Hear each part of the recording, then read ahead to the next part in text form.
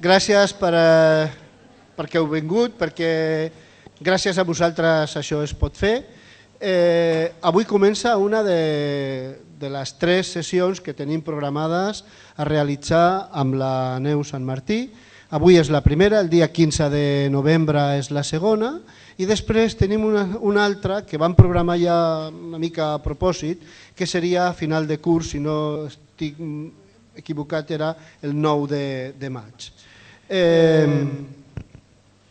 La idea és recollir la demanda que les caps d'estudi de les escoles i les coordinadores de secundària dels instituts de manera repetida ens han fet sempre, que deien que sempre s'havia fet una formació com molt selectiva per un grup molt reduït de persones i que al gruix del claustre aquesta formació no arribava.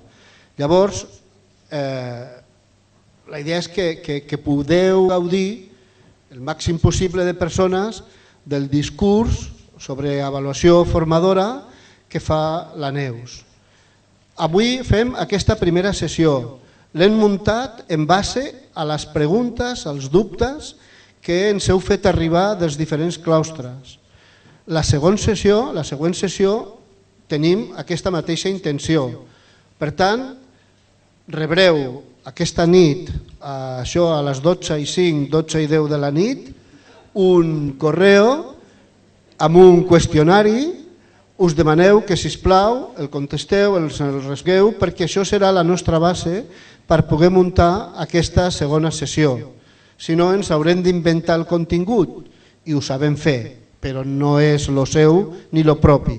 Per tant, qualsevol dubte, qualsevol aspecte que vulgueu plantejar serà benvingut i us ho agrairem que sigui, perquè és així com creiem que ha de ser. Intentar perfilar el màxim possible a les vostres necessitats. No voldria deixar passar l'ocasió, agrair al CityLab que ens ha permès poder venir aquí a aquesta sala tan fantàstica, perquè si no, no sé on ho haguéssim pogut fer. Gràcies.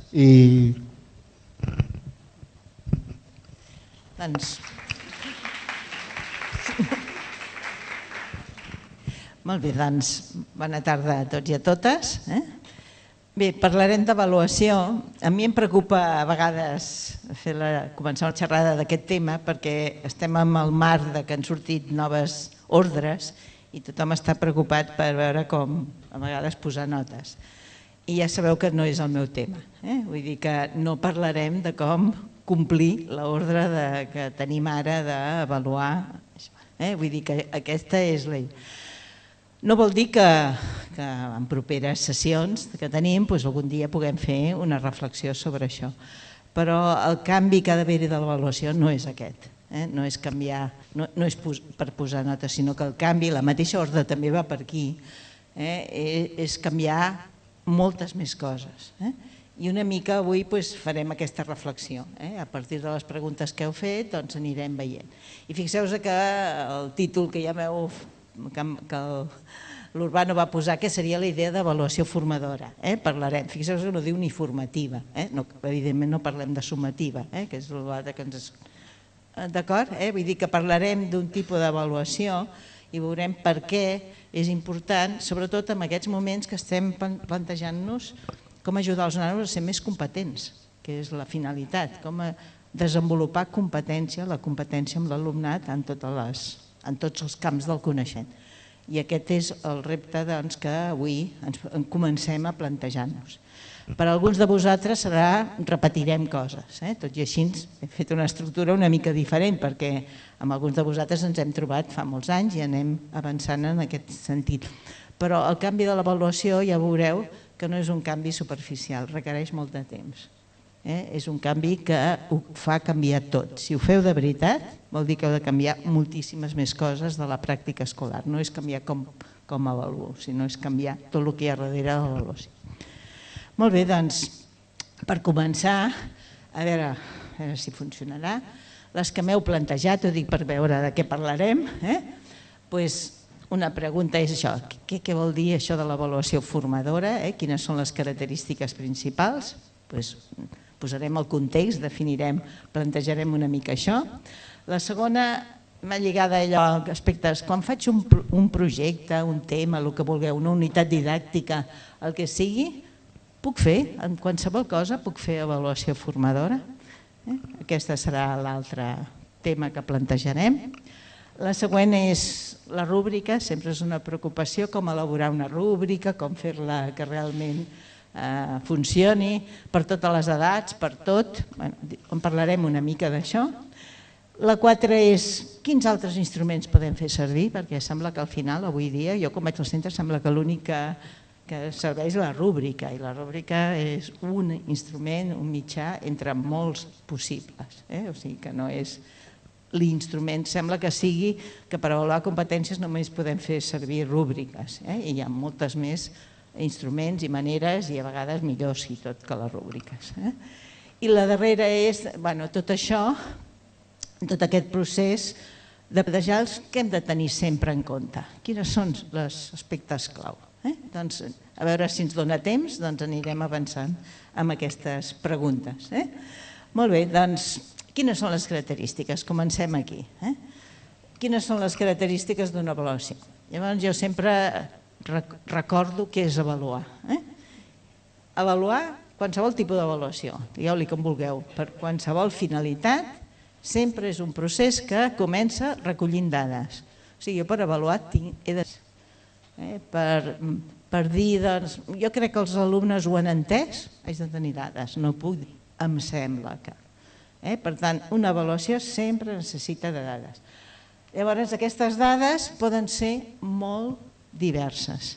Fins fa uns pocs anys, bàsicament era treballs i exàmens o proves, o digueu-li com vulgueu. Treballs, exercicis, el que sigui, i allò. Fixeu-vos que és molt escrit. L'avantatge que tenim actualment és que tenim molts més mitjans i podem recollir dades molt diferents. Per exemple, per avaluar el treball, la competència oral, com ho fem? Quines dades recollim? Jo veig que tothom avalua, fa servir rúbriques, però jo dic quines dades tenim per recollir. Perquè si volem que l'alumne es pugui corregir, ha de tenir unes dades que es pugui veure. Esteu d'acord que no serveix l'escrit ni res? L'avantatge d'avui és que agafem el mòbil i podem filmar. Esteu d'acord? I podem gravar. I això després ens podem veure, els alumnes es poden veure, els companys poden veure i podem anar mirant a veure què és el que hem de millorar, què és el que no ha funcionat. Però dir, doncs em sembla que ho ha fet molt bé, em sembla que el gest ha sigut bo, però si no tenim dades, com ho podem dir? I com el mateix alumne es podria anar millorant. Esteu d'acord? Per tant, l'avantatge que tenim, jo me'n recordo quan era profe, que intentava gravar i que era un embolic agafar la màquina de filmar, aquells cassets, després havies d'anar a l'ordinador, passar-los, retallar, enganyar... Era una complicació. I ara això se'ns ha simplificat, per tant no tenim excusa. Un altre exemple també prototípic és el treball cooperatiu. Quines dades tenim per avaluar el treball cooperatiu? Com ho fem? Esteu d'acord que per això hem de gravar-nos com ho fem moltes vegades. Hi ha un conflicte, com el resolem? Doncs els mateixos nanos, a veure, com ho fem ara que no ens entenem? O com ho fem per repartir-nos o per... etc. O sigui, les diferents activitats que fem hem de tenir dades. D'acord? Aquest és un aspecte important. Ara, quan tenim les dades, les hem d'analitzar. Aquestes dades les hem d'analitzar. Quina és la finalitat principal? A veure si funciona, sí? La finalitat principal no és dir les analitzo per dir que és un 4 o un 8, sinó la finalitat principal dels docents i del mateix aprenent és entendre per què no ho faig prou bé. Si no ho faig prou bé, si ho faig bé no hi ha problema, però haig d'entendre per què no ho faig prou bé. Aquest és el repte, o sigui que no val dir, per exemple, apliquéssim una rúbrica, doncs és de nivell 3, i què? Per què és de nivell 3 i no és de nivell 4? Haig d'entendre per què és, o l'instrument m'ho ha de facilitar. Això és molt important i no penseu que sigui fàcil d'entendre, però si jo no entenc per què ells no entenen o ell no s'entén perquè no entén, esteu d'acord que no pot avançar. Per tant, el gran repte és com els ajudem en aquesta tasca i com els instruments que utilitzem els hi poden ajudar en aquesta tasca.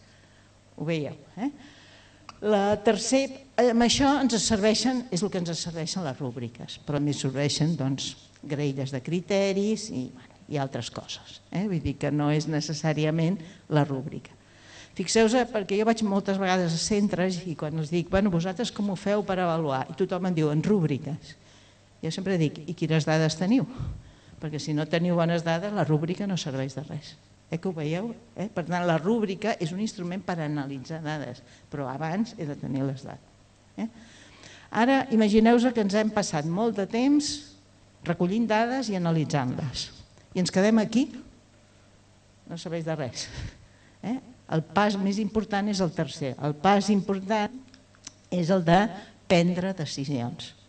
O sigui, quan jo he entès, perquè no ho faig prou bé, és de prendre la decisió de veure què faig ara, què faig a partir d'ara. Normalment a l'escola la nostra rutina és que la decisió és posar nota, però la nota no t'ajuda a avançar. D'acord? Una altra, després parlarem, però una altra de les decisions que moltes vegades és posar comentaris. Doncs no està prou bé o això... Manteneu els comentaris així, però una vegada a l'alumne li han dit has confós tal cosa o això no ho has fet prou bé, i llavors què? Què haig de fer? I al final el que haig de fer és estudiar més, estar més atent, però això és com no dir res. D'acord? O sigui que ha de ser alguna... Com ho has d'estudiar més, si és que el problema és aquest? O per estar més atent, com ajudem a l'alumne a estar? O has de ser més ordenat? M'enteneu? O sigui que hem de donar eines i ell les ha de poder, o ella els ha de poder utilitzar per millorar. Ho veieu? Per tant, i és en la presa de decisions on canvien les avaluacions, els tipus, els noms que tota la vida heu pogut aprendre. Les decisions, bàsicament, les més importants, jo dic que el 90% de les decisions que hauríem de prendre han de ser de tipus pedagògic. Aquestes decisions de tipus pedagògic van lligades a regular. Regular vol dir revisar, canviar el procés d'aprenentatge dels nanos, com estan aprenent, però a vegades també hem de canviar nosaltres, com ensenyem, perquè moltes vegades podem deduir que la causa, l'explicació de per què no aprenen prou bé alguna cosa és perquè nosaltres tampoc ho hem fet prou bé. M'enteneu? Per tant, la presa de decisions pot ser de regulació, de canviar, del feedback famós, el de retornar, de coses que hem de millorar. Generalment serà els alumnes i moltes vegades també serem nosaltres. Això podem fer-lo de dues maneres. Una, que és la més tradicional, la que si cas estem més acostumats a fer, que és la que ho fem els profes.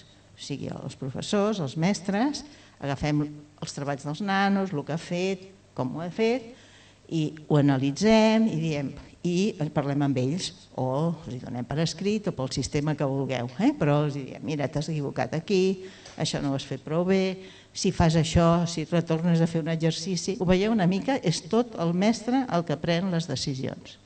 Això és el que en diem tradicionalment l'avaluació formativa, o sigui que totes les decisions, tot ho fa el mestre.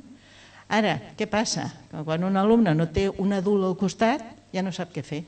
No els ensenyem a ser autònoms. Sempre depenen que una persona adulta els hi vagi dient si ho fa bé, si no ho fa bé, què fa bé o no. Suposo que si penseu en els alumnes bons que teniu a la classe, aquests que et diem, aquest és bo, quina diferència fonamental tenen? És que són autònoms. No és que ho facin bé la primera. Entre altres coses, si ho fan bé la primera, vol dir que no aprenen res, perquè ja s'ho sabien. Per tant, el normal també s'equivoquen aquests nanos, però aquests nanos són capaços de veure, ostres, m'he equivocat, he confós això amb això, la propera vegada ho faré, esteu d'acord? En canvi, els alumnes que tenen dificultats no són autònoms, necessiten sempre que... I això ja comença infantil, diguem-ne, aquells nens que van darrere de la mestra amb la bata tota l'estona, estirant la bata i dient, ho faig bé, què és? Zero en autonomia, zero en competència, per molt que després ho facin bé. Això és un canvi conceptual important i això la tradició, esteu d'acord que costarà de canviar, perquè també les famílies, El vostre cas segurament no deu ser tan estadísticament així, però molts pares, bueno, no va bé, doncs professor particular, que li diu què ha de fer, què fa malament, etc. I el professor particular l'únic que fa és que no sigui autònom moltes vegades, no l'ensenya tampoc, no l'ajuda amb aquests... Ho veieu. Per tant, el gran repte és com aconseguir que els nanos prenguin les decisions, o sigui, que siguin autònoms. Han de ser ells que han de prendre les decisions. I això és el que en diem avaluació formadora. És una avaluació que busca que sigui el propi alumne que identifiqui on t'ho fa malament, que digui, ostres, per què m'he equivocat, què és el que no faig prou bé i que et prengui decisions. Evidentment amb ajuda, això necessitarà moltes vegades ajuda, però l'objectiu és que ho faci ell, per tant que aprengui a poc a fer. I moltes vegades l'ajuda no cal que sigui la nostra, perquè esteu d'acord que ajudar cada nano és molt difícil, sinó que moltes vegades entre companys, entre iguals, i els hi funciona molt bé. Perquè quan un ajuda l'altre, al mateix temps s'està ajudant amb ell. Suposo que esteu d'acord. Quan jo veig un problema amb un altre, amb el fons estic veient el meu. En canvi, quan jo miro el meu, jo quan repasso aquestes presentacions, moltes vegades les he fetes moltes vegades, és que cada vegada que torno veig un problema d'escriptura, de picar o del que sigui. I dius, però ostres, com pot ser? Perquè no el veus. En canvi, quan un altre t'ho mira, de seguida el veu. Em diuen totes les faltes que faig, tot no sé què. Esteu d'acord? Llavors, perquè al veure l'altre també t'exploen. Ostres, ell ho ha fet i jo potser també. I abans vas a mi. M'enteneu? Vull dir que la coavaluació funciona molt com a eina d'autoavaluació, de prendre tu les decisions.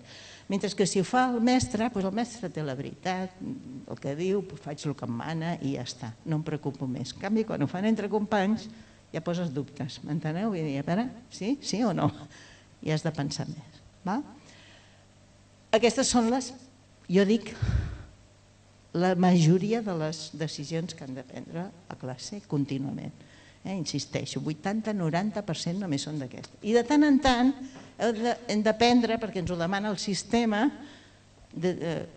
decisions de tipus social. Tipus social, que vol dir classificar els alumnes, i diem uns són més bons que els altres, han de seleccionar, han de passar curs, poden fer batxillerat, etc. Vull dir que hi ha tot tipus de decisions, això veieu són socials, orientar-les, agafem-ho també a mà, orientar els alumnes, perquè no tothom, tots som diferents i ja esteu d'acord? I aquestes són. I això és el que en diem habitualment la història avaluació sumativa, però a mi la paraula em posa nerviosa perquè sembla que sigui el resultat de sumar moltes puntuacions. I m'agrada dir-li més avaluació, que és qualificar, o acreditar que has après, que hem millorat, que estem aquí. Jo crec que són paraules que també s'utilitzen a l'avaluació, però que representen més això. El sistema català, aquesta feina l'hem de fer obligatòriament només a final de curs. Si la fem durant el curs és perquè volem, no ens ho mana.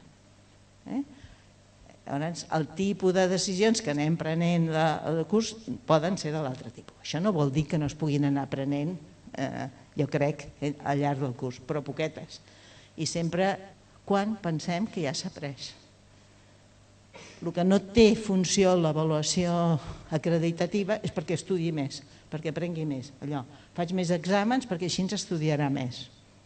Uns quants sí, però la majoria... Jo vaig treballar molt temps amb els companys de Badia del Vallès i els nens feien competència, competien a veure qui tenia més zeros. Vull dir, el pobre que no tenia tants zeros, enteneu? Vull dir que els professors deien jo li poso zeros però no hi ha res a fer. No, hi ha molt a fer, vam tenir molt a fer, m'enteneu? Però no hi ha res a fer que sigui el que hem fet tota la vida, sinó que hem de fer altres coses si volem enganxar aquests nanos que per ambient o per el que sigui els hi costa, perquè moltes vegades no és intel·lectual el problema, sinó que és altres problemes. Estem d'acord? Veiem el que és l'avaluació formadora? Bé, jo insisteixo, tots els estudis que s'han fet, aquí podeu tenir 2 documents, un que ha fet la Fundació Bofill recollint què funciona amb educació, amb avaluació, sobretot. I tots els estudis i aquest altre llibre, que ara us explicaré una mica, tots demostren que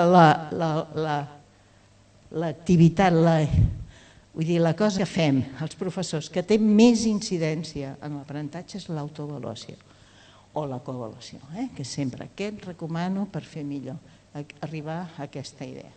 Tots els estudis demostren això. Poso l'exemple, el llibre aquest final, que si algú que el teniu aquí dit, que analitza, és un estudi, macroestudi que es va fer durant no sé quant temps, en quants anys, amb moltíssims estudis, intentant demostrar què és el que funciona en educació, què és el que funciona més de les intervencions educatives, de tot el que es fa d'innovació.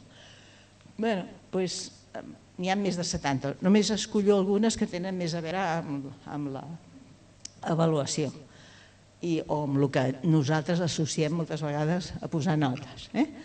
Només us poso l'exemple que el que té més incidència i a més amb molta diferència ja ho veieu, l'autoavaluació acompanyada de que els nanos han de tenir expectatives altes, o sigui que vull dir que si els fem fer autoavaluació però per decidir que sóc una merda, diguem-ne, que és el que diuen, no ens serviria. És una autoavaluació per veure que poden aprendre, que tinguin expectatives, aquest lligam. Doncs això té la més alta incidència, o sigui que si voleu tenir bons resultats amb els vostres alumnes, treballeu a fons l'autoavaluació. I això està super investigat i demostrat en moltíssims estudis.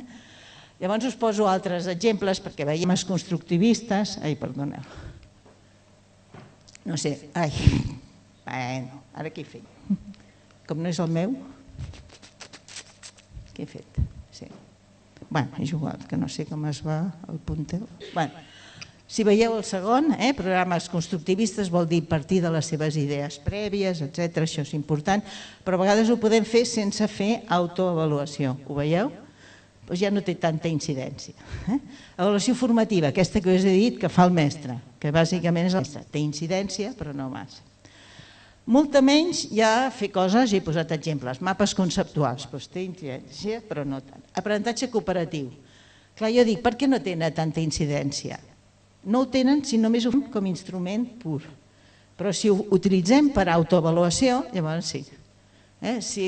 Si fem aprenentatge cooperatiu només, però jo puc fer aprenentatge cooperatiu i no promoure l'autoavaluació ni la coavaluació. Esteu d'acord? Llavors no té, és el que té incidència inferior, en té. Però en canvi jo no puc fer autoavaluació i aquesta coavaluació que us he estat comentant sense treball cooperatiu. Ho veieu? Per tant, l'autoavaluació de fet inclou tot, va tot darrere. Jo puc fer mapes conceptuals sense que s'autoavaluïn. La incidència és menor. Ho veieu? Diu els experts que a partir, aquests senyors que han fet l'estudi, que a partir de 0,40 ja la incidència és neutra, o sigui, ni va a favor ni va a contra. Per exemple, no sé, programes de joc, ja veieu, que molts diuen ara, els programes de joc, si fem només programes de jocs purs, té una mica d'incidència però molt poc, ho veieu? Clar, si a més els fem que aquest programa de joc comporti coavaluar-se o autoavaluar-se, llavors sí, us adoneu una mica, però és prototípic, tecnologia, utilitzar les TIC. Les TIC en si no milloren res, perquè podem utilitzar-les com sempre, com abans. Ara, si les utilitzem per autoavaluar-se i coavaluar-se, ho veieu una mica, la idea aquesta. Llavors poso exemples de coses que diuen freqüència d'exàmens. Està demostrat que no millora, 0,34 no sé. Deures, la famosa discussió, no millora. Totes les investigacions veuen que no té incidència. Reformes educatives, ja ho sabem, però no serveix per res. Una cosa que sorprèn molt i m'agrada discutir-ho, el número d'alumnes per classe. Resulta que té poca incidència. I que tots pensem, ostres, el número d'alumnes per classe ha de tenir incidència. Clar, el problema no és el número d'alumnes per classe, sinó la ràtio del centre i com s'estructura i com s'organitza el centre. No sé si m'explico. O sigui, el problema és quants alumnes tenim al centre i quants professors tenim. Si la ràtio és alta, malament, però si la ràtio en aquest cas és baixa, sí. I després com ens organitzem. Jo sempre explico l'anècdota que vaig anar a Finlàndia, precisament amb un professor que està ara a Cornellà, entre altres, I tots els professors que anàvem del grup, tots preguntaven quants nens teniu per classe, perquè és com la idea que a Finlàndia l'èxit s'explica pel número d'alumnes per classe. I la directora, al final jo li vaig preguntar quants nens teniu i quants professors teniu. Doncs tenien 600 nens i 60 professors. Era secundària, hi havia primària i secundària, com un institut-escola, per entendre. Professors d'institut que anaven deien que la ràtio al meu institut és més baixa, enteneu? O sigui, tenim més professors pels alumnes. A primària és una mica diferent, vull dir que normalment... Però m'explico, ara, què és el que varia? Com s'organitzen, enteneu? Vull dir, com ho fan perquè sigui rendible, això. Això ja ho fan a escoles i instituts. O sigui, caminant mirem quantes hores tenim i a què les dediquem. M'enteneu? I a vegades, quan vam entrar, estàvem començant un projecte d'emprenedoria, doncs eren 200. Les classes eren com les nostres, 25-30, vull dir que vam comptar les cadires que hi havia, era igual, però després teníem molts espais en què els nanos treballaven en grups de 9, en grups de no sé què. M'enteneu una mica? O sigui que hi havia... El que ha de canviar és la mentalitat nostra de número d'alumnes per classe i per això jo dic que si anem cap al canvi també haurem de canviar l'arquitectura dels centres. Esteu d'acord? Vull dir que són moltes coses que s'han... Bé, agrupacions per capacitats, res, no té cap allò de dir els... No té cap, ja ho veieu, 0-12. I el que és veure que la famosa repetició de curs no sols no aprenen, sinó que saben menys. O sigui, quan es fan estudis, un nano que ha fet, enteneu, que repeteix curs i es compara amb el que resolia l'any anterior, normalment es va per enrere. A veure, amb tota aquesta estadística, això penseu que és estadístic, per tant l'estadística sempre hi ha les excepcions que confirmen la regla, és a dir, hi ha nanos que sí que els funciona repetir curs, però estadísticament no, van enrere, o sigui, saben. Bé, us ho poso com a referència perquè ens adonem que hem de canviar moltes coses de manera de pensar si ens fixem en el que diuen els resultats i els estudis que s'han fet amb això. Bé, el repte és aquest. Les persones que aprenen són les que saben autoavaluar.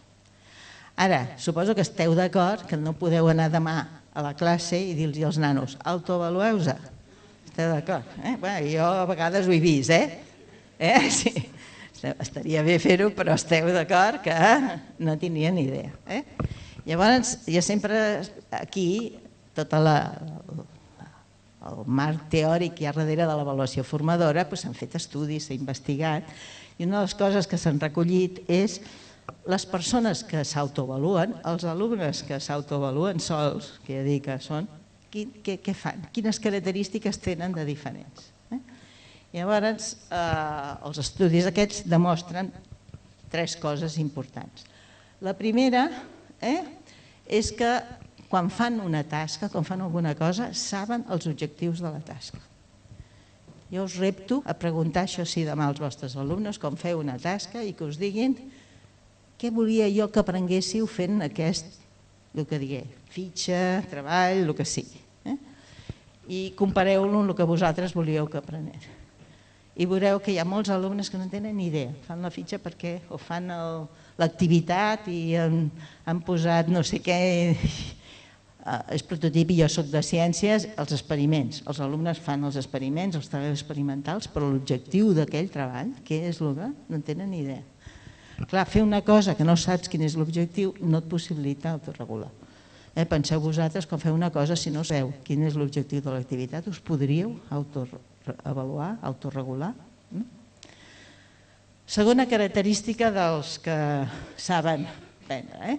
Són persones que abans de fer una tasca anticipen i planifiquen. I no la fan fins que tenen pensada com ho faran.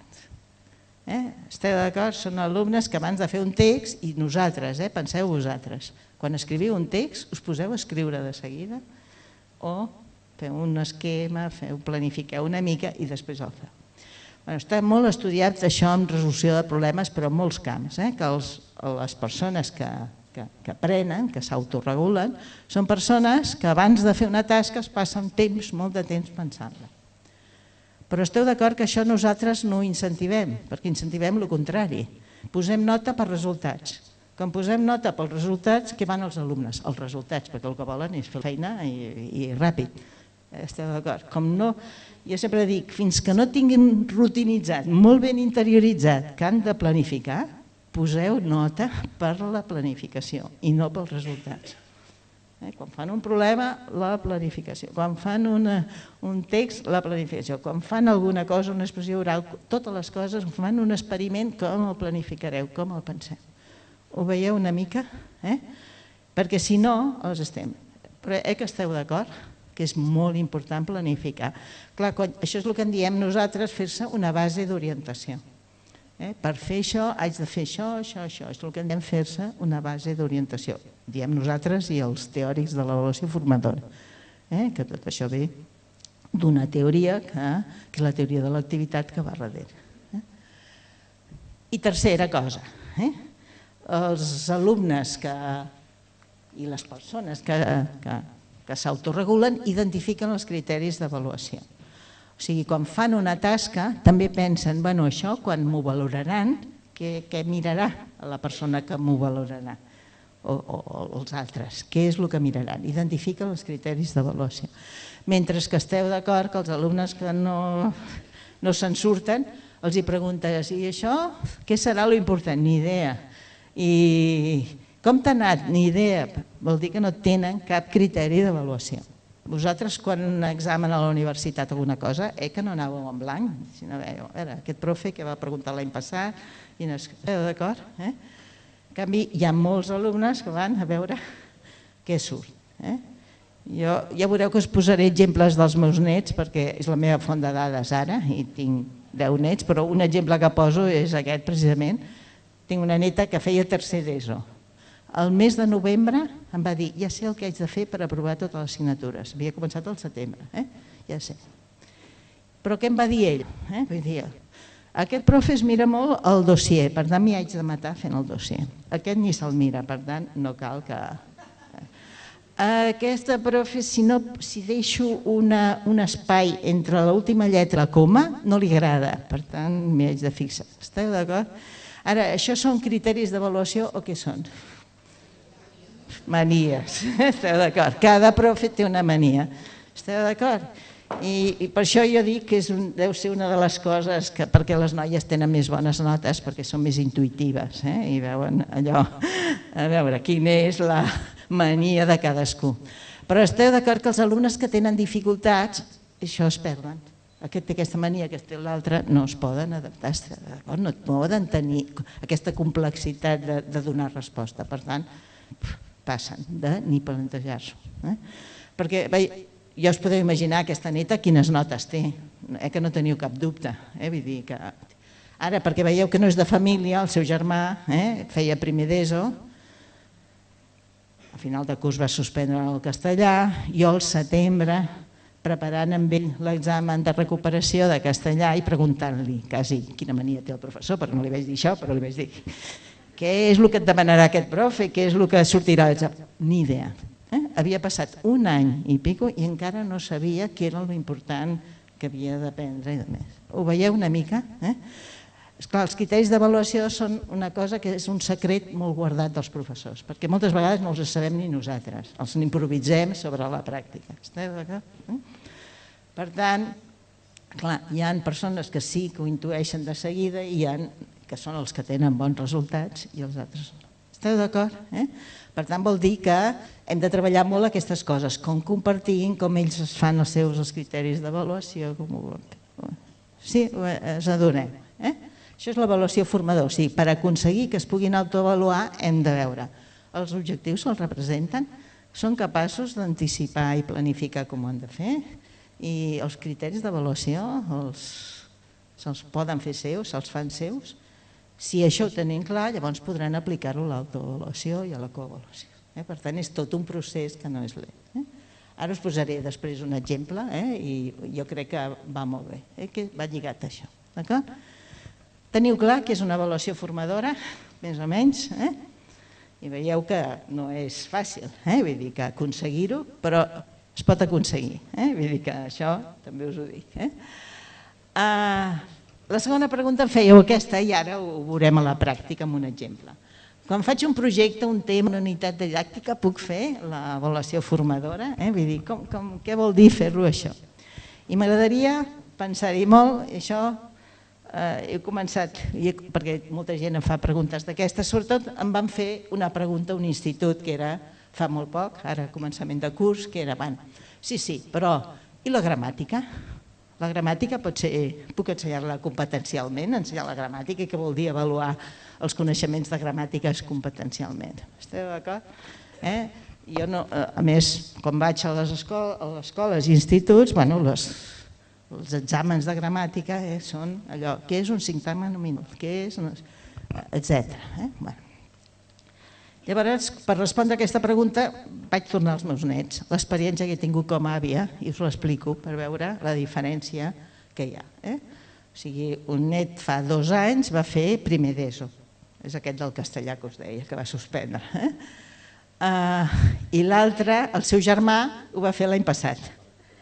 Al final sí, 5, perquè evidentment al setembre has de ser molt totxo perquè... Esteu d'acord? No vol dir que aprengués, esteu d'acord, són 2 coses diferents. Però que veieu una mica, a mi m'hi ha fet pensar molt, em va fer pensar això i veure-ho. Jo no soc de ciències, per tant no soc de llengua, però jo he viscut i us ho comparteixo amb vosaltres perquè digueu a veure com ho veieu. I perquè fem la metareflexió sobre què vol dir això, aquest canvi. Vull dir que no és tan superficial. I que a més canviar no és canviar l'avaluació, és que has de canviar tot el procés. El primer, fa 2 anys, aquest que va suspendre, que us dic. Quina és la meva experiència com a àvia? El primer, què faig? Els alumnes aprenen, això és un dir, els diferents elements de la gramàtica, tipus d'adjectius, tipus de coses, llavors tipus d'adjectius, tipus de noms, tipus... que us sona, i jo... Això ho vaig viure com a àvia ajudant-li a fer deures, que era el tema. La cosa que em va sorprendre és que són molt iguals en català i castellà i no es connectava, però els exercicis eren pràcticament iguals i havíem de saber. També vaig veure que, esclar, jo com ho havia estudiat, evidentment fa 50 anys, ja no era igual, ja els tipus determinants jo no ho havia estudiat, etc. Vull dir que els noms, les etiquetes, el concepte sí que era el mateix, però els noms, les etiquetes, que és el que al final els demanaven, digues si és un determinant o no sé què. Jo no ho sabia, esteu d'acord? Ja havies d'anar mirant el llibre i a veure què deia. Esteu d'acord que era això? Suposo que fan exercicis del llibre molt rutinaris, molt mecànics, molts deures avorrits. En què consisteixen? També per les famílies, perquè per mi, no em digueu que era avorrit ajudar-li a fer aquests deures. Era copiar el llibre, havien de copiar la pregunta, perquè l'havien de copiar abans, i després era contestar amb una paraula, és determinant, però havien de fer copiar l'enunciat de la pregunta i així de totes les preguntes, exercicis que els hi feia. Esteu d'acord que era això? No hi havia cap repte i sobretot cap resposta a una possible resposta a la pregunta i per què serveix la gramàtica? Perquè em toca fer aquest exercici, doncs el faig i ja està. Esteu d'acord? Llavors, què era l'avaluació formativa? Consistia en que aquests exercicis el profe se'ls mirava. Això jo crec que val per primària i secundària, suposo que esteu d'acord. S'ho mirava i els valorava. Si estava bé i deia és un 5, anava a l'Excel i de cada exercici anava posant una qualificació. Esteu d'acord? Aquesta era l'avaluació formativa. Per tant, era nota contínua. Us adoneu, és nota contínua, contínuament anar posant notes. I què era l'avaluació qualificadora? Com la va fer? Es fa un examen en què bàsicament són preguntes quasi iguals, variant alguna cosa, exactament iguals, fonamentalment per tant memorístiques, se les havia d'estudiar, veure els tipus, les coses el dia abans i saber-ho. Ara, 2 mesos després, jo primer ja no l'hagués aprovat aquest examen, i segon, primer d'ESO, vull dir, a veure, i segona cosa, que un examen fet immediatament, després d'haver estat estudiant el dia abans amb l'àvia i repassant, no serveix de res, no em diu si saben o no. Un bon aprenentatge és 2 mesos després. Si 2 mesos després se'n recorden i saben fer, llavors podem dir que està ben après. Però immediatament l'únic que sabem és que la memòria a curt termini funciona, però no la memòria a llarg termini, que és la que ens interessa. D'acord? Bé, doncs això era el primer. Per tant, és competencial, a més, el que aprenien? Us sembla que això ens pot dir són competents amb l'ús del coneixement de la gramàtica? Que no? Ara anem a veure el segon net l'any següent. A l'institut van canviar i van començar a treballar per projectes.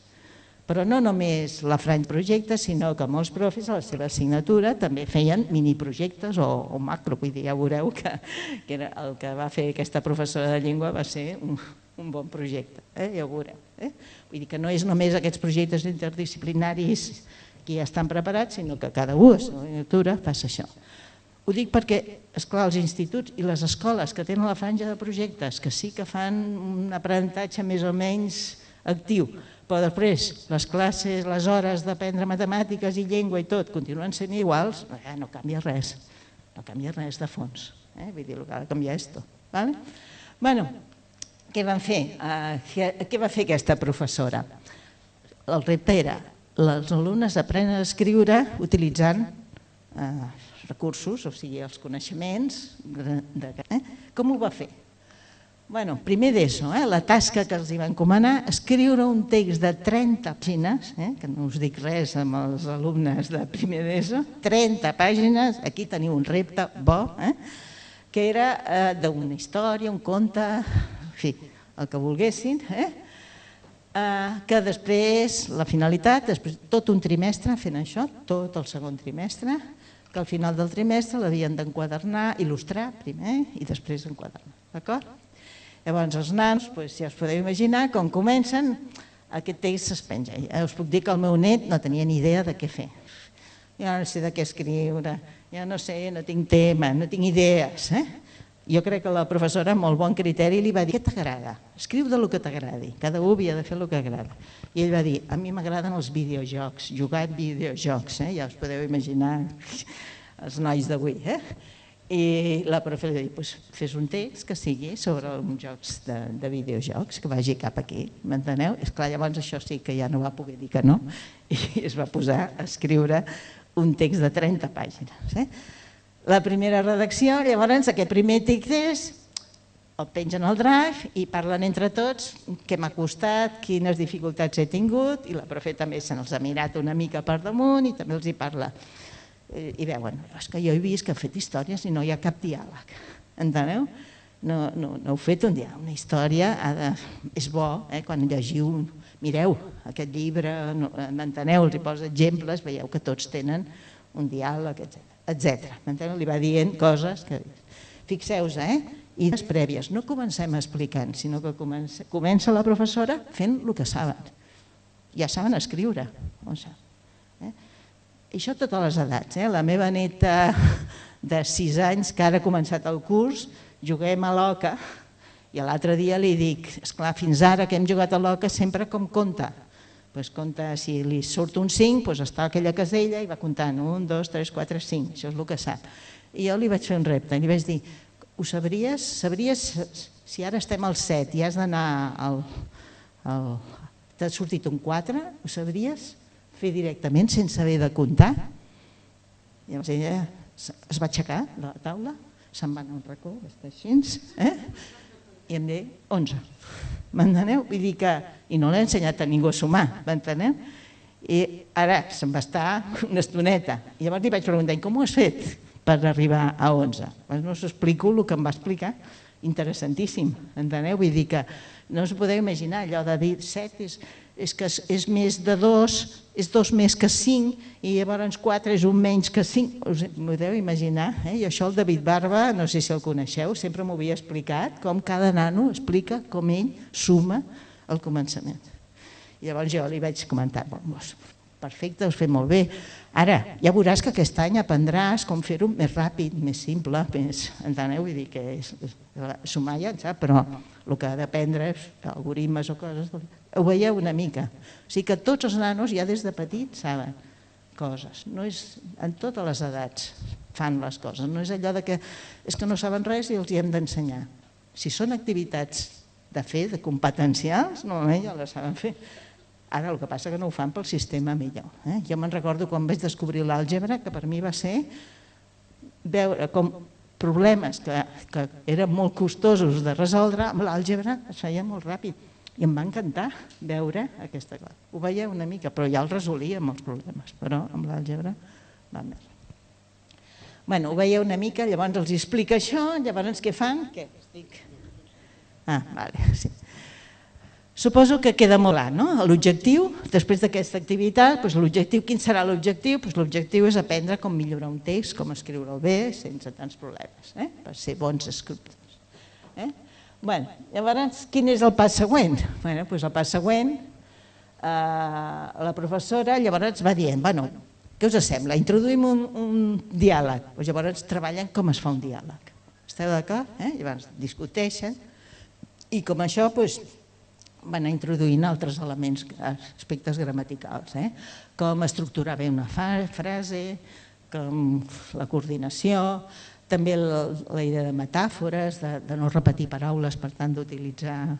Esteu d'acord? Vull dir, coses diferents. Els pronoms, que els hi costa molt, com els podem utilitzar, quin avantatge té. Ho veieu? Van introduir de gramàtica que va veure més problemàtiques i més adequades a l'edat. No va començar els pronoms, va començar pel diàleg. Esteu d'acord? Perquè si comença els pronoms és el més difícil. O sigui, s'ha de graduar, perquè si no la majoria hagués dit no va amb mi. Però començar pels diàlegs, poden ser diàlegs més complexos o més senzills i això dona lloc a que tothom pugui millorar. Enteneu la idea de progressió. Llavors, la idea és al voltant d'aquests, ja no dic que ho fes la profe així, però us dic que podria ser. L'ideal seria, a partir de cada eina d'aquestes que treballem, o de cada aspecte gramatical o el que sigui, construir el que en diríem la base d'orientació, que és parlarem com fer un diàleg i llavors al final discutim entre tots. Sempre que tinguem que escriure un diàleg en què hem de pensar. Enteneu? Això és la base d'orientació. I allò ha de quedar a la llibreta, on vulgueu, però ha de quedar escrit perquè una altra vegada que ho tinguin que utilitzar puguin recuperar la memòria. Però ho han de fer ells, no és dictar-los per fer un diàleg, és això, sinó cadascú s'ha de fer la seva base d'orientació. No serveix la que donem als professors, la que donem als professors serveix als alumnes que s'assemblen a nosaltres. Però si veureu, si després analitzeu, veureu que cada alumne es fa la seva planificació, són diversos. I hem de veure que cadascú té les seves paraules, les seves maneres de dir. I les paraules nostres serveixen als alumnes que parlen com nosaltres, però són pocs. No són la majoria. D'acord? Això, l'ideal seria llavors situar-ho a la llibreta d'aprenentatge, a l'ordinador, on vulgueu, a un lloc que puguin recuperar. Cada nou coneixement, en què fan? Si hem après el diàleg, llavors, ara repte, corregiu-vos vosaltres, què vol dir? Anar al text que heu fet al començament i poseu diàlegs. Aneu seguint el procés, ho veieu? Per tant, ells han d'autoavaluar-se i escriure i cadascú va fent els diàlegs.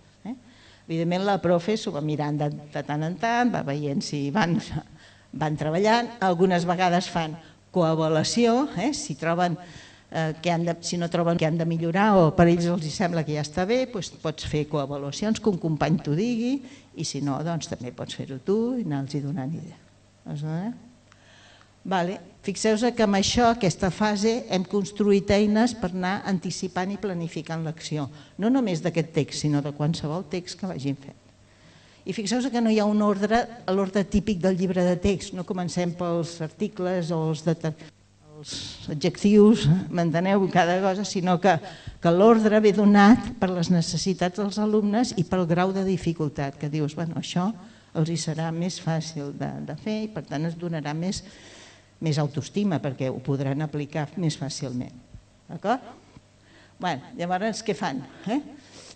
Paral·lelament, es pot, no dic que ho fessin, però es pot anar construint la rúbrica o el que vulgueu, els criteris per avaluar aquest text. Com sabré que estic fent bé un diàleg? Com sabré si estic estructurant bé la frase? Que fixeu-vos que va lligat a la base d'orientació que hem fet abans, és posar-li en paraules de criteri. Per tant, vam fent una rúbrica a poc, que té uns apartats que ja hem acordat tots els mestres que sempre utilitzarem, no és que cada un té la mania de fer-lo d'una manera, sinó que tots ens hem posat d'acord i utilitzarem els mateixos apartats de la primera columna, però amb els nanos anem decidint. I com sabrem que és coherent el text? Com sabrem que és coherent aquest diàleg? M'enteneu? Com sabem que està ben cohesionat? Són criteris que són específics d'aquella activitat i anem veient com aplicar-ho. Cada vegada que aprenen, discuteixen si l'avaluaran i si ho fan bé. I què us sembla? Les famílies, per mi va ser com a àvia més divertit i pels seus pares, què us sembla? Quina diferència hi ha entre fer deures d'aquests que us deia abans o que en canvi el nano et porti un text que quan te llegeixes la primera dius, noi, tens molt per millorar, però que et fa gràcia veure com explica, perquè ja us podeu imaginar que ell va fer un text que era un joc i que tenia 100 pisos, ja us podeu imaginar, o sigui que havia d'anar passant per 100, o sigui 30 pàgines era anar passant cada pàgina per 2, i acabava així. I va arribar al pis 100, m'enteneu? I els acabaments no són iguals, o sigui que amb les famílies, encara que hi havia famílies de nivell més baix, donava pel parlar i fins i tot, jo hi posaria això, jo hi posaria l'altre. No sé si ho veieu, o sigui, és una complicitat de les famílies que t'ho passes molt millor. A part de tot, la profe va demanar que un familiar, que el nano demanés a un familiar fer un pròleg. O sigui que el pròleg del llibre, van estar parlant dels llibres i havien de fer un pròleg. Llavors, els familiars, jo en aquest cas del meu net vaig fer-lo jo, però amb altres va ser la mare, va ser el pare, m'enteneu? Però era una implicació de les famílies molt diferents, que el nano també ho vivia efectivament, perquè el pròleg era explicar una mica al nano, no? Per tant, per la família és molt més gratificant, ens ho vam passar molt millor. Vam estar 3 mesos fent text i millorar, però hi veies sentit i veies que anava endavant. Fixeu-vos que tot això vas construint criteris d'avaluació. I ja per acabar, doncs, què va ser la nota? D'on va sortir la qualificació? Fixeu-vos que entremig no hi ha notes. Què us imagineu? Us imagineu anar donant nota per cada cosa? Que no té sentit. Ara, al final, anem a veure el text que hem fet, si el qualifiquem. I llavors es valora la qualitat del text final, aplicant els criteris de la rúbrica. El normal és que sigui l'alumne que s'autoavaluï, la profe també ho fa, comparen, si estem d'acord, doncs ja està, i si no estem d'acord, ho discutim. Però el primer és que sigui l'alumne que digui jo crec que em mereixo a la producció final, aplicant els criteris que hem decidit, això. I així no és una bona avaluació aquesta sola. Per avaluar realment si són competents en l'ús dels coneixements gramaticals que han après, on ho veuríem? Com us he dit abans, amb un altre text d'aquí 2 mesos. Però si immediatament amb aquell text, esclar, s'ha fet molt en interacció, ha intervingut tothom, la família, la mestra, els companys, tothom. Clar, al final hem de veure si és competent i immediatament no té sentit. Però d'aquí 2 mesos, amb un altre projecte, una altra assignatura, o el que sigui, han d'escriure un text, anem a veure si ara saps tot allò. I poden utilitzar les bases d'orientació o tot, poden consultar el que han fet. Esteu d'acord? Veieu una mica? Us adoneu que canviar l'avaluació no és canviar l'avaluació? És canviar tot el procés d'aprendre. Per això us dic, a poc, però caminant. Hem d'anar cap aquí. Sí o no? Esteu d'acord que hem d'anar cap aquí? Té més sentit aprendre gramàtica així? És més útil? Això us deia. Esteu d'acord? Vull dir, això és molt important. Adonar-nos, sempre hem de pensar que l'alumne ha de veure per què li serveix allò que estem aprenent i som més competents, o sigui que la gramàtica és importantíssima per ser competents a escriure un text, però hem de veure la seva utilitat, la seva funció. I ara estem dient això, però seríem tot. Això que us deia la Beneta. Per què serveix sumar? Doncs mira, serveix sumar. M'enteneu? Vull dir, per què aprenem a sumar? I per què aprenem algoritmes de suma? Doncs perquè ens facilita el procés. Enteneu? Hem de veure la utilitat. Perquè si jo ja sé sumar, perquè ara m'haig d'aprendre un algoritme diferent o una manera de fer diferent. I això en tot, aniria. Perquè veieu una mica, només perquè us imagineu, aquí teniu la producció, aquestes, us he posat 2 alumnes de la classe, perquè tenia allà també, no sé, veieu, el títol del conte era, ja ho veieu, i diu, jo soc en Bob i vaig néixer el 2022, i llavors ja es fa la pel·lícula de com seran els jocs en aquell moment, i va treballar. Veieu, van il·lustrar, la professora li va demanar a la de plàstica que l'ajudés a ensenyar, i llavors els va ensenyar exemples d'il·lustracions i tècniques i cadascú va fer la que voldrà. Després veureu que l'altre va fer un dibuix clàssic, però no sé perquè el meu net no li ha preguntat, va escollir aquesta tipologia d'il·lustracions que el va posar a diferents llocs. Havien de fer una dedicatòria a totes les parts del llibre, ja veieu que està compaginat. Dedico aquest conte als meus cosins i germà amb els que m'ho passo molt bé jugant a jocs.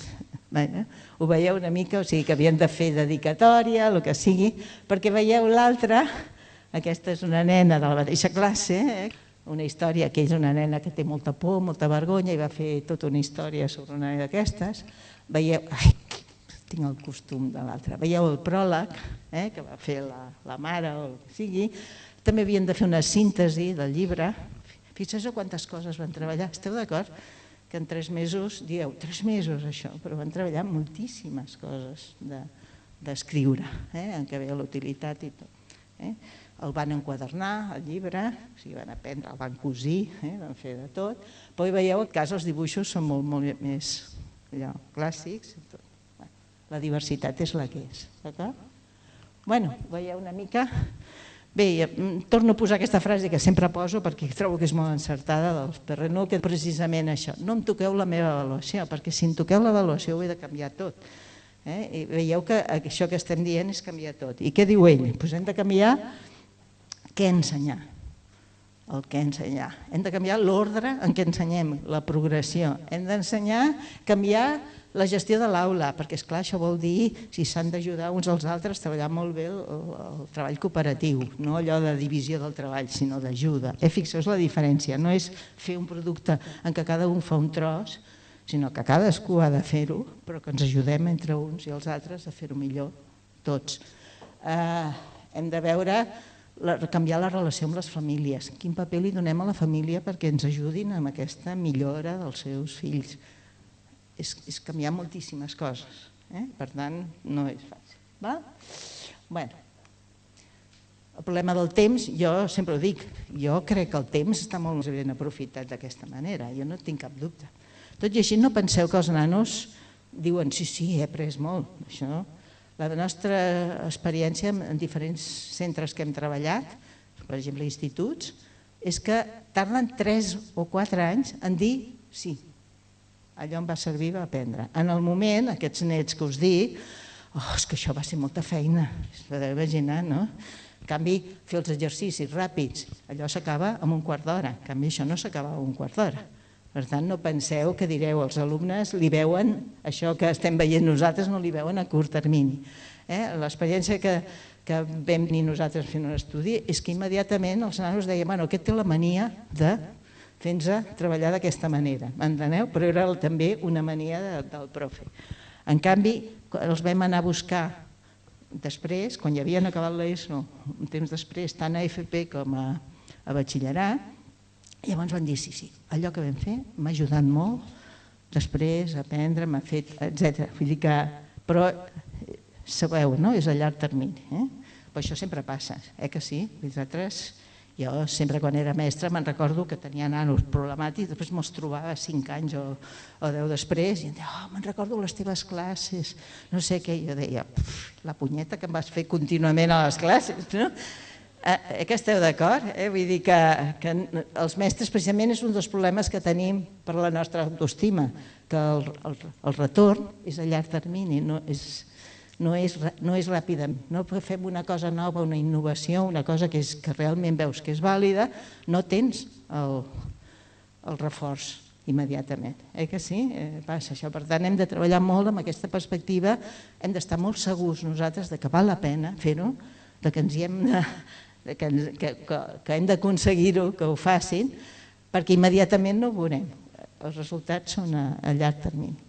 Per exemple, els instituts que he treballat, que són també hem fet més estudis d'aquests, ho hem fet també primària, però als instituts hem fet més estudis, els resultats, aquesta cosa de ser autònoms, de no tenir necessitat, hem comprovat que es dona al tercer any. Vol dir que han tingut que treballar així, primer, a segon, i a tercer any vam fer l'estudi dels professors nous que venien a l'institut que diguessin què veus de diferent amb aquests nanos.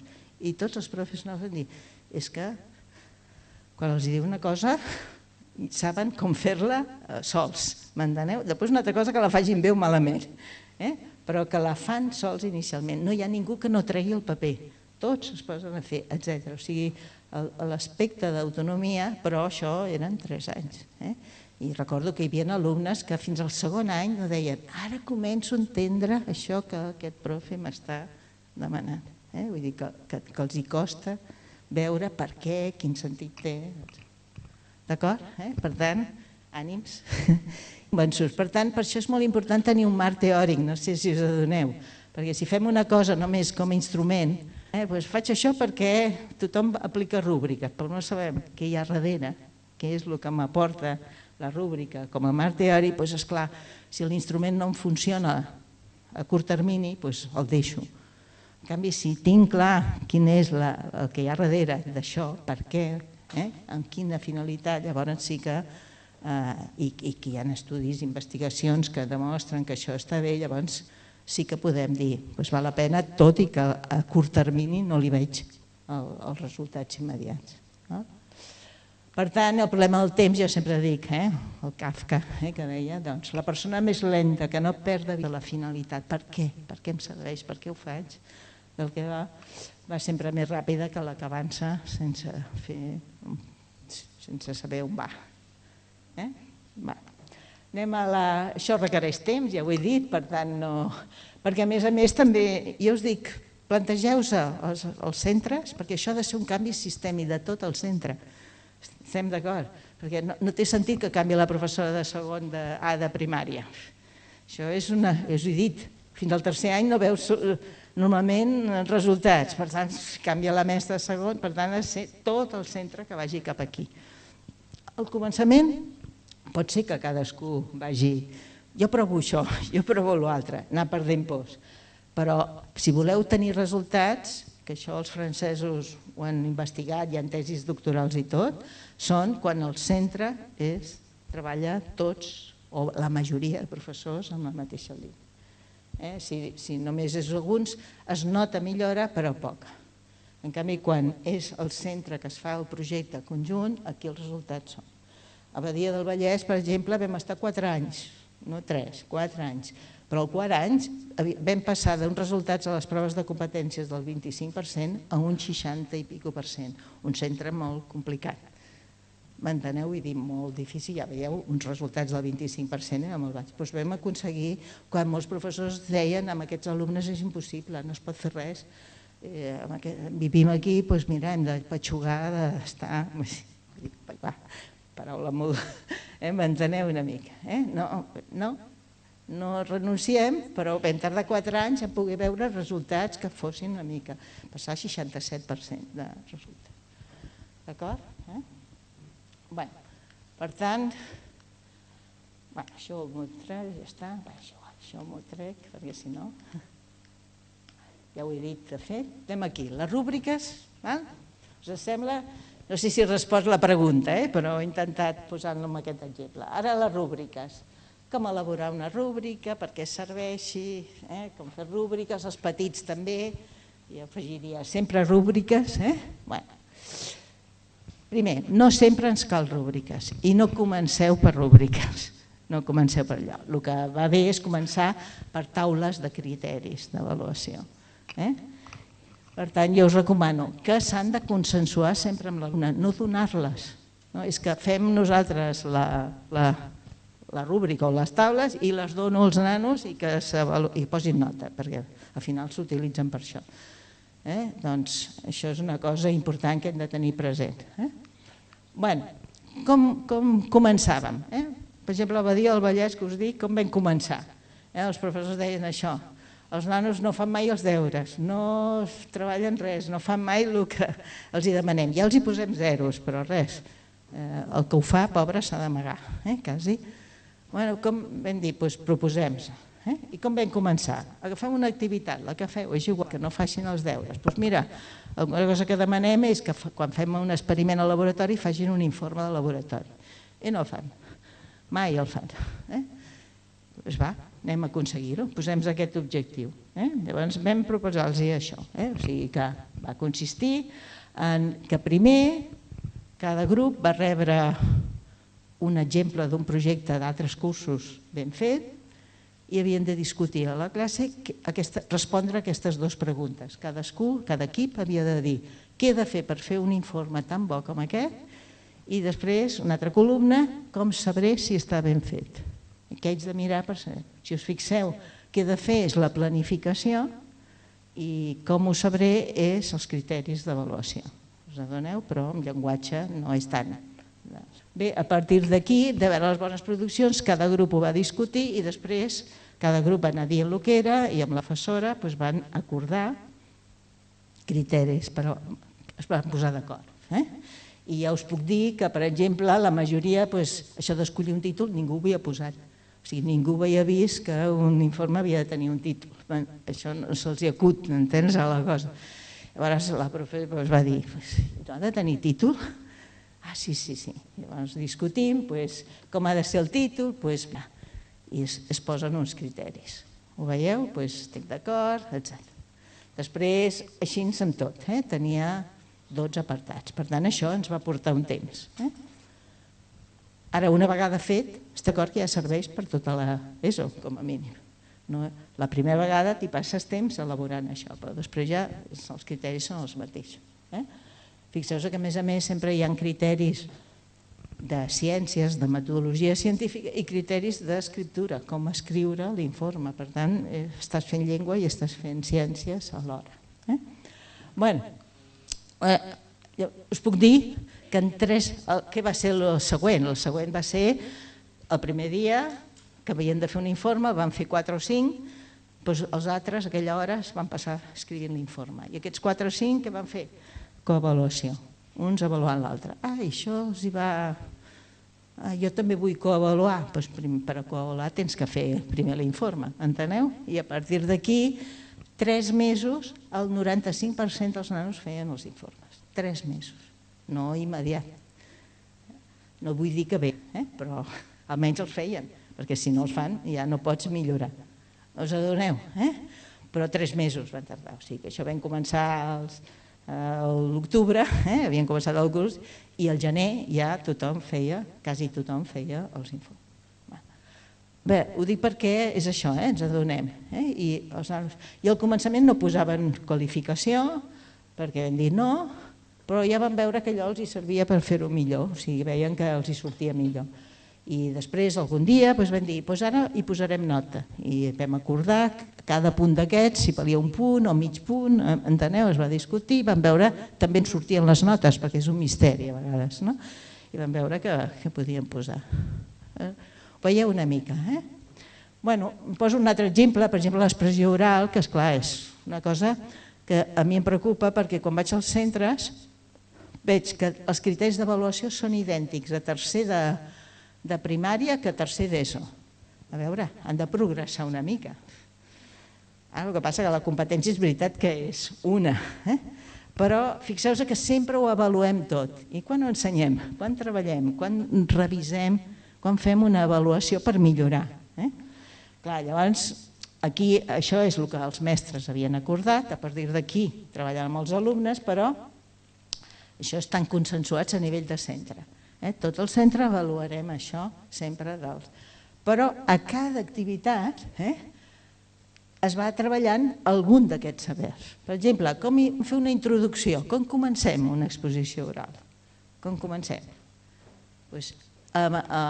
La primera que fan, la discutim, veiem exemples, fem una base d'orientació de dir les introduccions hem de pensar en aquestes coses, etc. I a la primera que fan d'exposició avaluem això. Ho fan de tot, però només avaluem un dels aspectes. Esteu d'acord? Ho veieu?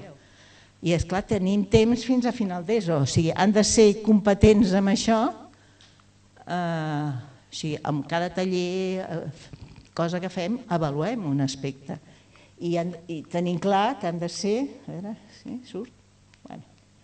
Que han de ser competents a l'exposició oral a final d'ESO. Això passa el mateix al treball cooperatiu, idèntic, passa el mateix, tothom avalua el mateix i tot, i què milloren? Us heu de treballar...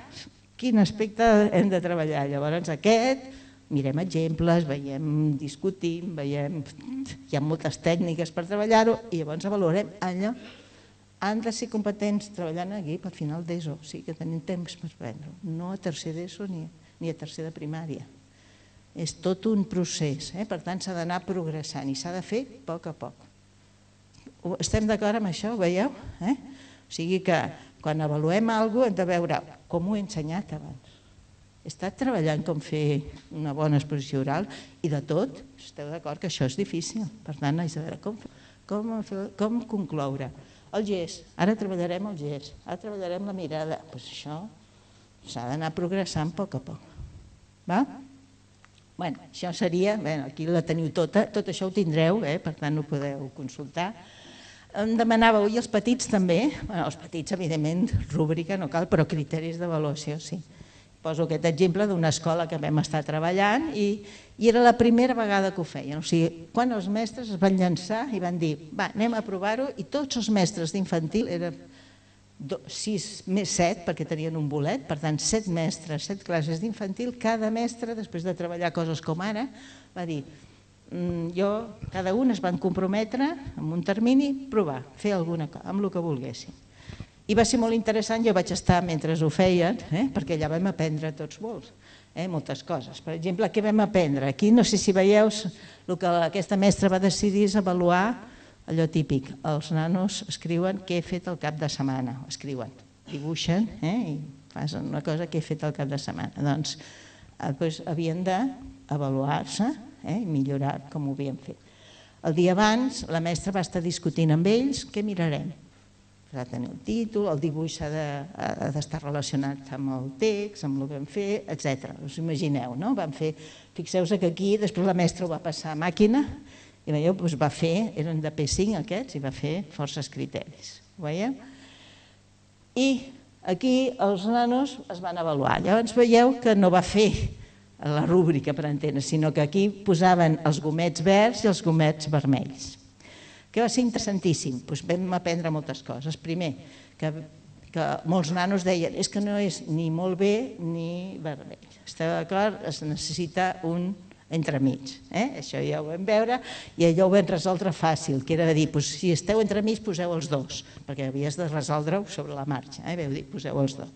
Però ja us dic que dos, bo i dolent, no funciona. Ja us dic el que vam aprendre i de més. I què més vam aprendre? Que no els agrada el vermell. I això el David Bueno ja ho ha explicat, emocionalment el vermell crea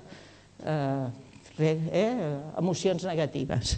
I per tant els nanos no es volien posar mai el vermell, tot i que et deien no ho he fet prou bé, però no vull el vermell. És molt interessant perquè una mestra, la mestra de P3, que el que va fer és avaluar, no sé si veieu a dalt, com es posaven enrotllant, com feien la conversa, i fixeu-vos que van discutir 3 criteris. Si ens asseiem bé, si estem ben asseguts a la rotllana, si aixequem la mà quan volem parlar i si escoltem. Ho veieu, en aquest cas, amb dibuixos. I els nanos feien els gomets. I ella ja va dir, és que a mi el vermell tampoc m'agrada. Per tant, ja no he posat gomet vermell i va posar gomet marró. I el marró sí que se'l posaven. Això és molt... ho vam veure. Vull dir que us ho dic perquè tingueu l'experiència. En canvi, el vermell ningú se'l va voler posar aquella vegada. Aquí veieu els nanos, veus com es van posant els gomets, i aquí és un altre sistema que va fer un altre mestre, que va ser, no sé si ho veieu, que en comptes de fer els criteris d'avaluació així, a veure si m'he quedat, no era el meu, va fer 3 criteris. Ha de tenir el títol, ha de no sé què, manteneu només 3 criteris i llavors cara somrient si feia els 3, cara mitja si només en feia 2 i cara... Ho enteneu? Vull dir, perquè veieu el mateix, diversitat, i és bo, perquè si sempre ho fem tot igual, al final és un avorriment també. Per tant, molt bo el fer-ho amb tècniques diferents. I veieu, com més petits comencin, millor, no és que no hi cap dubte. Que sabeu que és molt important que els nanos petits ja siguin autònoms i també amb autoavaluar-se i en discutir. Per tant, ara no farem una rúbrica amb ells, no té sentit. Per ells, per nosaltres potser la podem fer per aclarir-nos. I ara estem fent per avaluar el treball amb ambients, estem en un equip intentant fer una rúbrica de mestres per veure en un ambient com estan treballant els nanos, poder avaluar-los, però això és de mestre, però per ells sí que ho poden. Bé, ara, una altra manera de dir-los. Ara, de tant en tant, i per algunes coses parlaré de per què va bé tenir rúbriques. I el que m'interessa de les rúbriques no és tant les rúbriques, sinó que discutim què vol dir cada una dels nivells i com sabem que s'entén. Aquesta és una de les coses que hi ha molt important. Una rúbrica ja sabeu que és un matriu, que la primera columna, de fet, és la base d'orientació. Si hem fet bé la base d'orientació, és el que ha d'haver. Per fer aquesta tasca he de fer això, això, això. Si un dels passos ja no el faig, o si un dels aspectes aquests que hem acordat no el faig, ja està malament. Vol dir que hi ha una part del procés que no he fet i no està bé. Això és la primera columna. Aquesta és la que sempre, quan fem llistats de criteris, la que sempre farem. Ara, la gran dificultat és que un profe pot dir ha fet això i un profe li posa molt bona nota i un altre no. Vol dir que no ens hem posat d'acord en què vol dir molt ben fet i què vol dir no tan ben fet. Què vol dir ser competent o no ser tan competent. Esteu d'acord? O sigui, on canvien entre professors, perquè valorem de forma diferent, és això de les manies que deia la Neta. Depèn d'on posis l'accent i aquí ens hem de posar d'acord. No pot ser que cadascú tingui idees diferents i manies.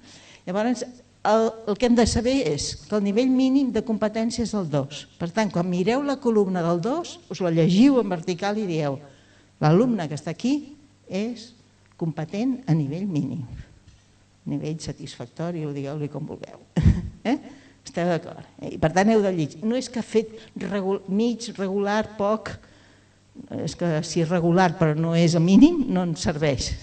Ho veieu, la diferència? Per tant hem de canviar molt el xip de que fins ara hem avaluat si ho feia no tan bé, regular i mig, ara hem de veure, és competent, és més que competent i és expert, vol dir que és supercompetent.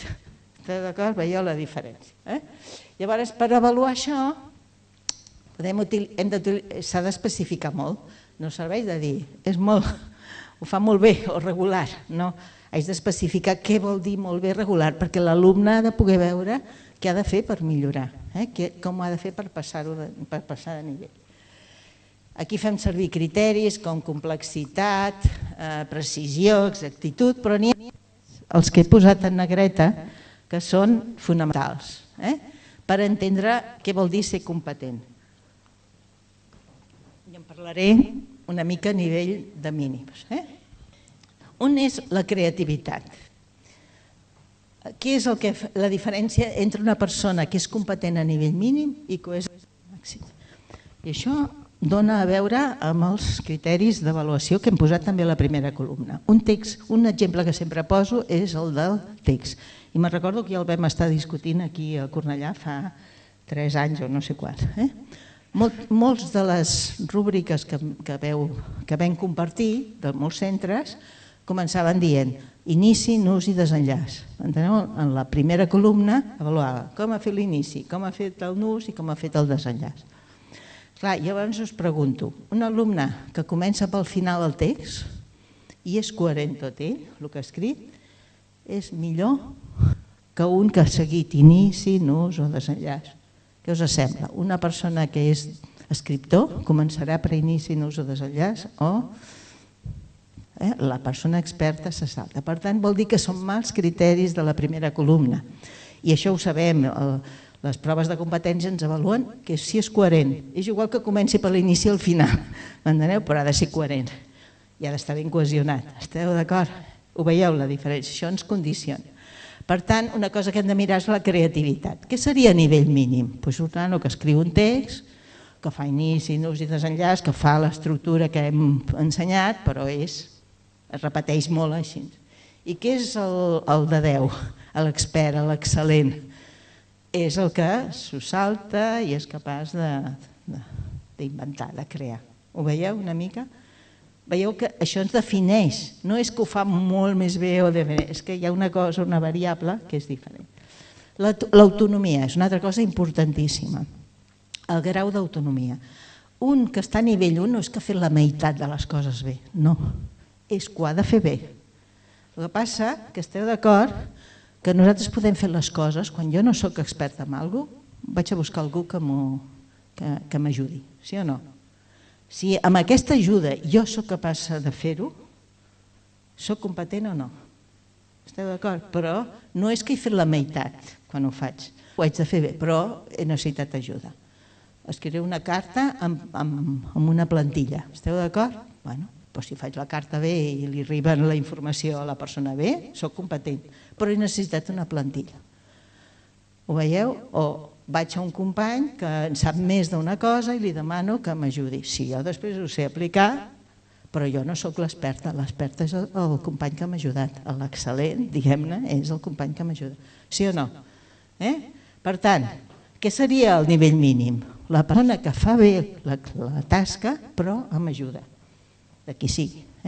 O sigui, que m'ajuda, que no vol dir dictar-li, que és molt diferent, suposo que estem d'acord, però que ha necessitat ajuda, una plantilla, el que sigui. Què és la persona expert a nivell notable? En aquest cas, expert, a nivell notable. Què seria? La persona que ho fa bé sol, no ha necessitat ajuda. Llavors, què és l'expert? L'expert és la persona que ha donat l'ajuda. No sé si ho veieu. Això costa molt i això s'ha d'explicar a les famílies, perquè aquella nena treballadora que tot ho fa bé però que és incapaç d'ajudar els altres, que fins ara era d'excel·lent, ara seria de notable. Veieu la diferència? Perquè per ser competent s'ha de ser capaç d'ajudar els altres. I avui no hi ha empresa, lloc de treball ni de més que no exigeixin ser capaç d'ajudar els altres. Vull dir que això es valora. Els jefes sempre són els que poden ajudar. Una persona que fa les coses soles estarà ben valorat, però no serà el cap. Jo quan ho explico a les famílies, tothom ho entén, però s'ha d'explicar, perquè al començament tothom diu sí, això la feina m'ho diu. Fins i tot em diuen que les feines actuals, les grans empreses, els fan coavaluar-se, si no ve algú de fora, sinó que se van avaluar-se entre ells, discuteixen entre ells els criteris d'avaluació. Quan els explico això, tots diuen el mateix que estan fent a l'empresa a la que estic jo treballant. Per tant, anem per aquí, d'acord? Ho veieu? I l'altre és el grau de transferència. Suposo que esteu d'acord que l'alumne que té més dificultats a nivell mínim, us he dit que per avaluar si és competent ha de ser capaç d'aplicar el que ha fet en una nova situació. Només fent el que s'ha fet a classe no és suficient per dir que és competent. Hem de veure si ho sap aplicar. Però què seria el mínim? Un nano que ho sap aplicar amb activitats que s'assemblen força. O sigui que la diferència entre el que hem fet a classe i el que ell és capaç de fer és poca, és molt allà. En canvi, què és l'expert? Què és el nano que sap molt? El que li poses una situació molt diferent, però que amb el que ha après sap veure la relació i aplicar-ho. Us adoneu? Ho veieu que és molt diferent els criteris d'avaluació? No és comptar i dir el sí, sinó que és... no dir, ho he fet la meitat. Jo l'exemple que sempre poso, fixeu-vos que a més la rúbrica per què ens va bé? Perquè els 4 nivells coincideixen amb els 4 nivells que ens demanen avaluar actualment. Per tant, en aquest sentit bé. Però fixeu-vos, poso aquest exemple perquè és prototípic del que posen a les rúbriques, però si ho veieu, mireu el nivell 2, no ho llegireu però us ho dic jo ara, un alumne que està al nivell 2 d'aquí seria competent, aquí el que era fer un informe. Diu, demostra un coneixement parcial del tema. El vocabulari és escaso i repite palabras. Això ens diu que és competent a nivell mínim. La grafia no és correcta. És competent a nivell mínim fent un informe? Ho veieu? ¿Por qué? Porque lo que fan es lo típico, ¿no? Pues demuestra mucho conocimiento, demuestra buen conocimiento, demuestra conocimiento parcial. Això no és. Els criteris d'avaluació han de ser uns altres. Ho fa amb ajuda, ho fa sol, és creatiu, és canviar molt la idea. I les rúbriques per què serveixen? Doncs per què ens serveixen? Ens serveixen sobretot per què? Perquè entre els professors consensuem criteris, no sigui la mania de cadascú, ens hem de posar d'acord, perquè tots els alumnes vegin que tots anem a l'hora i que tots estem en una mateixa línia. Per tant, una rúbrica va molt bé per això. Després, per consensuar l'alumnat, per facilitar que vegin què em falta per arribar, què em falta per anar més endavant. Perquè, esclar, la rúbrica, si veig que estic a aquest nivell, si la rúbrica et diu què em falta, allò de prendre decisions, si la rúbrica està ben feta, t'ajuda, perquè pots veure què em falta per anar endavant. Per què més serveix? Que possibilita que l'alumnat vegi això, com també per fer les coavaluacions. En canvi, ja us dic que per posar notes serveix molt poc. Vull dir que molta feina, si només les utilitzeu per fer notes, molta feina perquè us surti és notable i us sortiria per qualsevol sistema més simple. I a més, perquè ho utilitzem molt malament. Esclar, hi ha eines com el Corrúbrics i demés que, a veure, es podrien utilitzar bé, però com les utilitzem només per posar notes, que us sona això del Corrúbrics a molts de vosaltres, al final va posant notes, que és cada cosa val un número, 1, 2, 3, 4, i ja l'eina li diu el promig. Però jo us faig la pregunta, imagineu-vos una rúbrica que té 6 aspectes a la primera columna. Imagineu-vos que dels 3 primers aspectes, aquí, aquella que heu vist abans, d'aquells 6, els 3 primers és expert, és excel·lent, i els altres 3 és insuficient. La mitjana seria un 5, esteu d'acord? És competent l'alumne?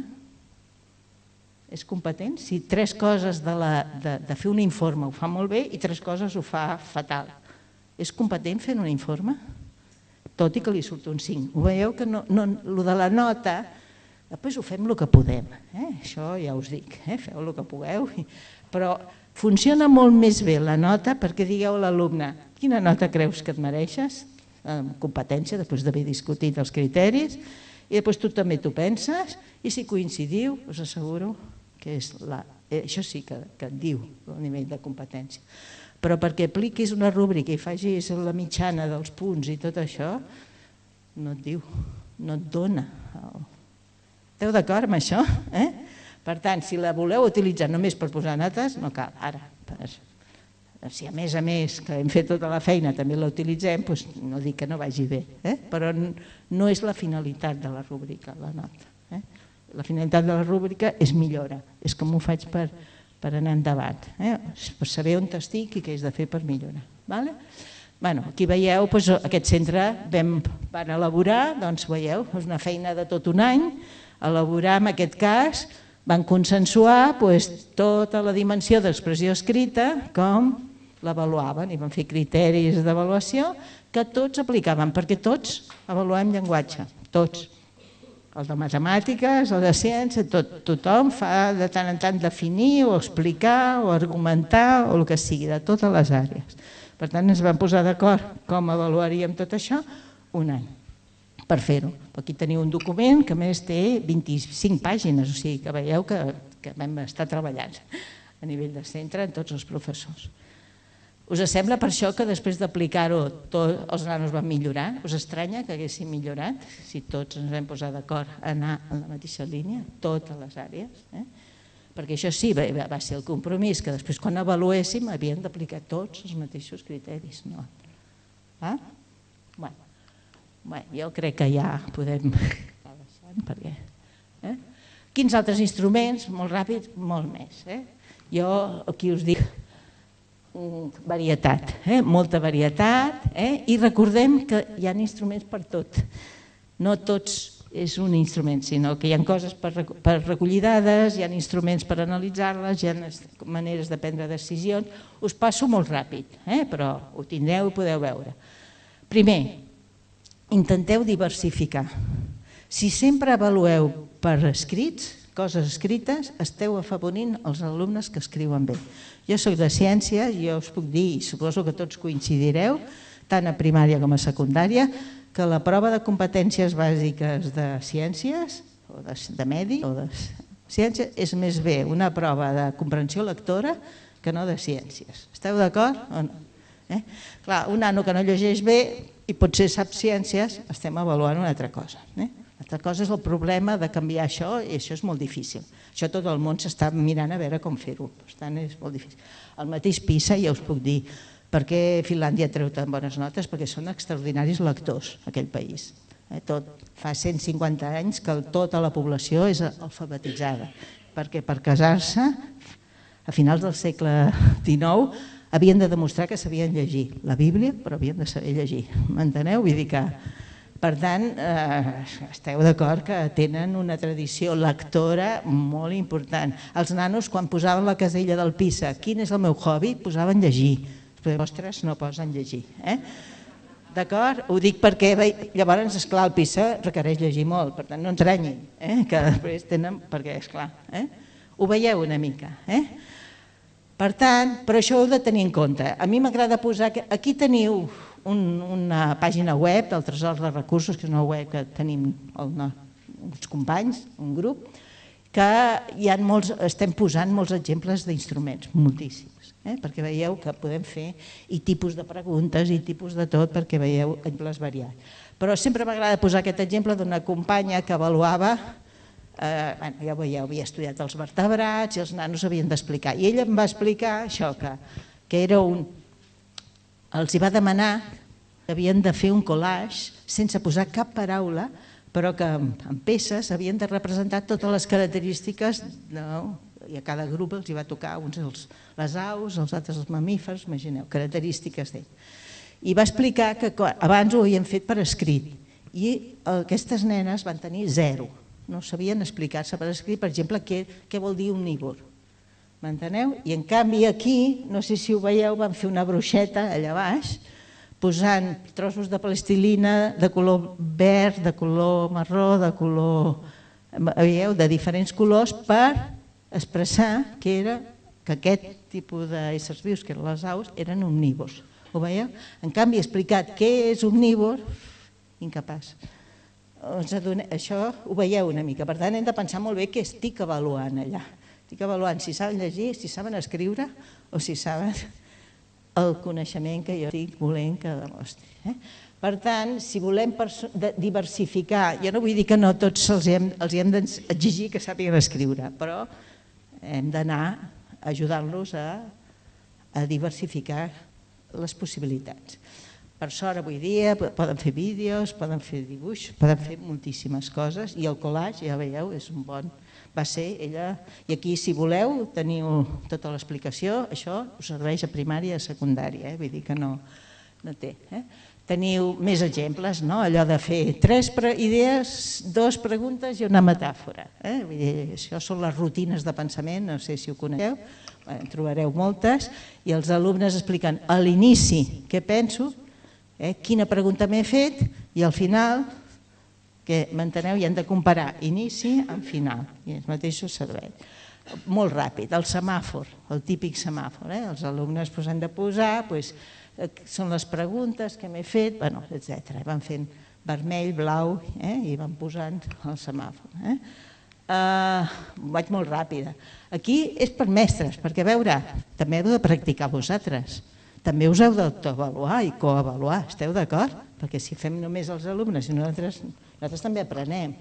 Aquí és una altra cosa que és les dianes o les teranyines, que és un altre sistema de representar, que en el fons és el mateix. No sé si ho coneixeu, suposo que ho heu vist. I aquí és per fer el treball per projectes, cada any una escola va avaluant 3 anys seguits, cada any que estem fent, Primer hem discutit criteris d'avaluació que els teniu allà posats i després el primer any on estem, el segon any on estem i el tercer any on estem per veure si anem progressant o no. Tot i que a vegades sembla que anem enrere, però és que som més exigents, que abans dèiem ja ho fem bé i després diem ostres, no ho hem fet tan bé, m'enteneu? Vull dir que això està bé, però que això va bé per veure si vas progressant i això es pot fer amb els alumnes i tot. Bé, no sé si ho dic per veieu. Ara, només aclavar-vos de dir que si us atreviu, l'instrument que tothom diu que és més idoni són les carpetes d'aprenentatge o portfolis, que us sona, que és aconseguir. Ara, és costós, difícil i no és fàcil. Especialment a secundària, que hi ha moltes assignatures, si cada professor fa un portfoli, al final els nanos estan de portfoli fins al final. M'enteneu? Vull dir que s'ha de treballar molt bé, hem de pensar-ho bé. Vull dir que això donaria per quasi una conferència de discutir-ho. Però quin és l'avantatge? Que allà ho posem tot. Recull què? Els objectius, perquè un portfoli ha de dir quin és l'objectiu, ha de posar la base d'orientació o el mapa conceptual o l'esquema de resum, allò que hem de guardar a la memòria que sempre puguem recuperar. Els criteris d'avaluació, reflexions personals sobre com vaig aprenent, que sé ara millor, evidències, de dir aquest treball mostra que realment he après, enteneu? Això és un portfoli. I el que sí que us vull dir és que hem de pensar molt bé repensar la funció dels àlbums i dels dossiers. En el fons és un àlbum o és un dossier, però és molt diferent. Hem de passar d'allà posar-hi tot el que hem fet i que l'alumne al final, no sé on ho tinc, i nosaltres vam comprovar que la majoria d'alumnes quan arriben a casa ho tiren, perquè no els serveix per res, no hi veuen la utilitat, esteu d'acord? I les famílies, jo us puc dir, els àlbums, ho he comprovat amb els meus fills, que a P3 es mira molt bé l'àlbum, a P4 ja no sé què, i a P5 ja veig un mes després, però no m'heu ensenyat l'àlbum, que no he tingut ni temps de mirar-ho, m'entens? O sigui que al final, què vol dir? Que no els dona cap informació útil. Si no l'utilitzen, no és perquè siguin uns descuidats, és que les coses, si li veiessin que són útils, tots ho miraríem, però si no ho veuen que és útil, i aquelles avaluacions finals que els hi passem de creuetes, passa el mateix, no se les miren. Miren si n'hi ha alguna creueta que està per baix, abans aquella potser sí, però no. En canvi, què miren tots? Què llegeixen tots? Les 3 observacions finals. Nois, aquí hem de posar-hi l'accent. No val la pena perdre temps a fer creuetes si sabem que no utilitzen, no serveix. Esteu d'acord? Ho veieu una mica. Per tant, hem de pensar molt bé això, repensar. Té sentit, però si és com una cosa que anem recuperant i que quan estan a tercer li diem vés a buscar el que vas fer segon i allà mira tu i mirem-ho i tornem a utilitzar i veiem que allà vam fer una base d'orientació que ara ens serveix. D'acord? Bé, suposo que heu vist que tenim feina, no? No us estranya que us digui 3 anys, no? Que us feu un propòsit. Ara, d'aquí 3 anys, si ens trobem, m'heu de dir, ostres, això... Està d'acord? Us fa il·lusió o no? Posar-s'hi. Ho veieu que val la pena o no? Aquesta és la causa de dir, bueno, és canviar totalment, però pot ser una cosa que diguis, bueno, ens hi fiquem, val la pena. Cap dels profes que s'hi han ficat, així en sèrio, torna enrere. Tots diuen que és impossible tornar enrere. Perquè s'ho passen millor, li veu més sentit, veus els alumnes, etc. I aquest és el repte, que us ho passeu bé avaluat. Això també és important. Bé, espero que, així per començar, ha sigut molt llarg, molt rotllo, però espero que us n'aneu a unes quantes idees per avançar i...